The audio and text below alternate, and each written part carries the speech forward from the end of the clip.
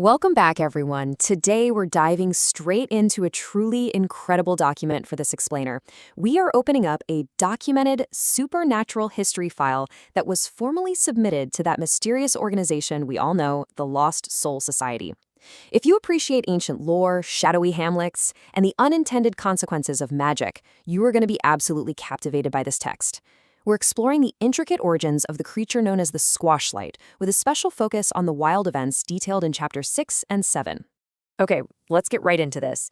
The text kicks off with a super formal, almost reverent introduction from an unnamed acolyte. The author is submitting this highly meticulous case file for official review by an organization of, well, very high discernment. You can immediately feel the eerie investigative tone of the whole report. I mean, this isn't just some spooky campfire tale. It is presented as a factual, thoroughly researched account of a living soul's bizarre transformation. And right off the bat, the author sets the record straight about what we are not dealing with. Will is a conscious being. He actually has a living soul. He's completely distinct from the famous Stingy Jack, whose fate is already sealed until Judgment Day. And he definitely isn't just some mindless boggart acting out of pure chaos. The author makes a point to note that while Jack happens to wander the exact same region, their relationship is totally coincidental. We are looking at a completely unique, permanent entity here. Section 1. Anatomy of a Hamlet and the Accidental Coven.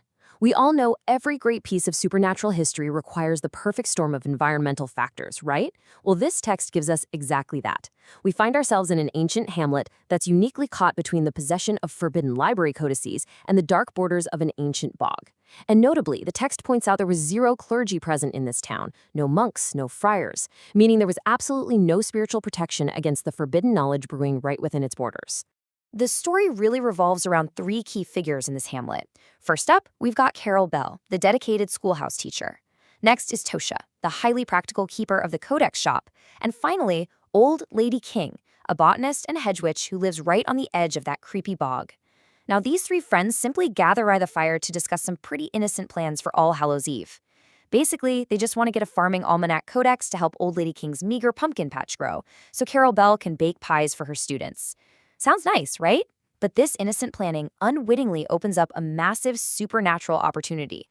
The text is actually super explicit about the criteria that transformed Old Lady King's joking weekly congregation of spent hens into a powerful, completely accidental coven.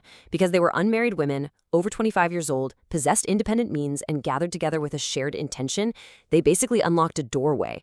As the text ominously puts it, far be it from the powers of darkness to ignore such as that. Section 2.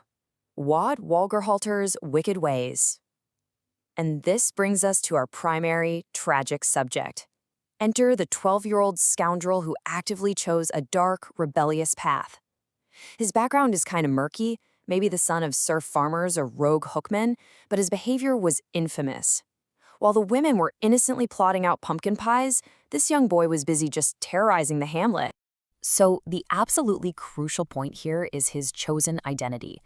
In a pretty intense confrontation with his teacher, Carol Bell, he vehemently rejects his given name, William. He insists on answering only to his initials, W-A-T, Watt. And even more chilling, his chosen surname is Wagahalter, which literally translates to gallows bird.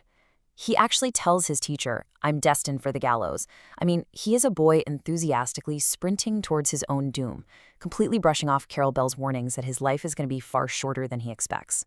Because of that supernatural doorway the women accidentally opened, their connection to Watt begins to manifest in a deeply unsettling way.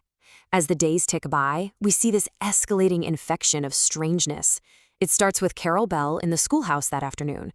While she's worrying about Watt swinging from a rope, she is suddenly overcome by a ferocious, completely uncontrollable fit of cackling.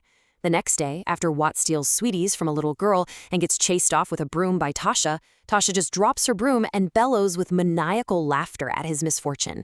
Finally, Old Lady King experiences the exact same horrifying, involuntary cackling out in the woods. And that leads to a truly terrifying woodland encounter. Old Lady King is out checking her botanical yields in the evening gloom, and she hears heavy footfalls. She hides behind a tree and witnesses none other than Stingy Jack himself, trudging down her path, carrying a glowing gray turnip with the fires of Hades in his hands. The bog spirits are dangerously restless right before Halloween. As she suffers her fit of cackling over Wattwegelter, she involuntarily breathes the ominous phrase, "poison picked," to Jack before just sprinting all the way home in sheer terror. Section 3. The Chapter 6 Climax. A smashing success. This is where the slow-burning dread completely explodes into fast-paced action. It is the exact moment Watt's vandalism collides head-on with ancient, restless bog magic. This is the main event that sets up the grim aftermath detailed in Chapter 7. This brilliantly illustrates the connected power of our accidental coven. Seeking comfort from her terrifying encounter in the woods, Old Lady King opens the farming almanac Toshia gave her. She finds a simple crop petition poem written in Latin and begins to read it aloud.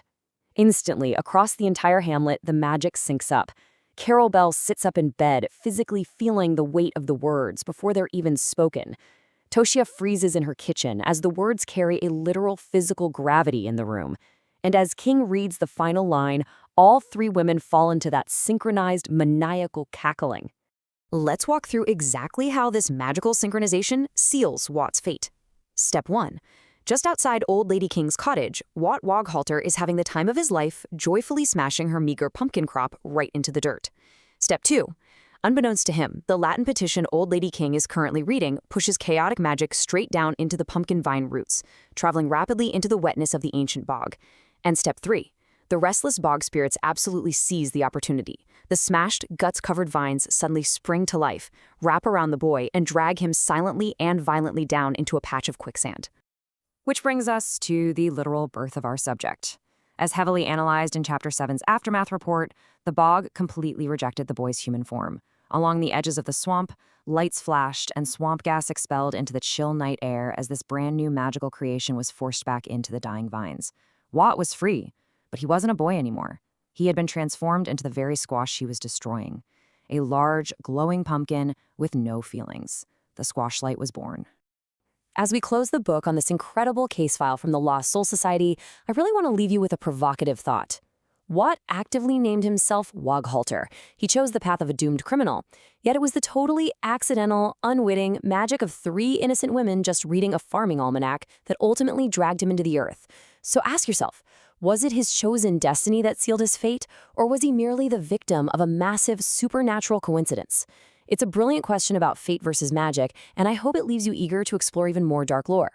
Thanks for joining me on this explainer, and keep learning.